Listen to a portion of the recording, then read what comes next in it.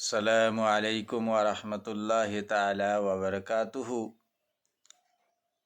Brother ইসলাম যিনারা আজকে আমাকে দেখছেন, অবশ্যই সকলে সাপোর্ট করবেন। আল্লাহ রাব্বুল ইজ্জত বললেন, আদ-দুআ মাখুল ইবাদ। হে ইমানদার বিশ্বাসী গণেরা, নর এবং নারী গণেরা, যিনারাই আপনারা আল্লাহর ইবাদত করছেন, আল্লাহর ইবাদত করার সাথে সাথে আপনারা প্রত্যেকেই আল্লাহর কাছ থেকে চাওয়া এবং দোয়া করবেন। কেননা আজকে মানুষরা সময় নিয়ে অনেক সচেতন রয়েছে। ইবাদতের মধ্যে আসলে সময়ের অভাব, কিন্তু অন্যান্য কাজে গেলে সময়ের অভাব নয়।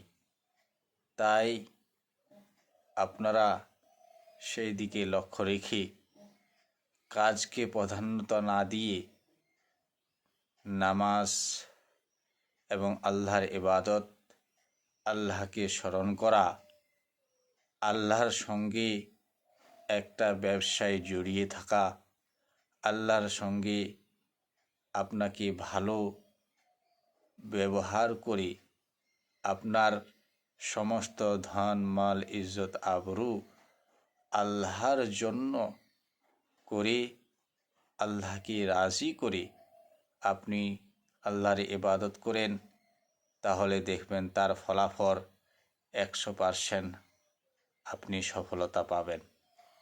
আপনাদেরকে বলি, দোয়া অবশ্যই করবেন।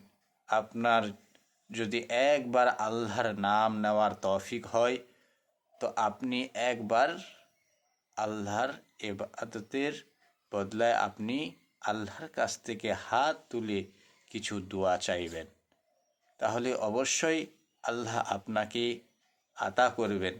আর একটা কথা বলে দিই যে দোয়ার শুরু এবং আখেরে, শেষে আমাদের নবী, আপনাদের নবী, এই কুল কায়নাতের নবীর উপরে দুরূদ শরীফ পড়ে আপনি দোয়া চাইবেন।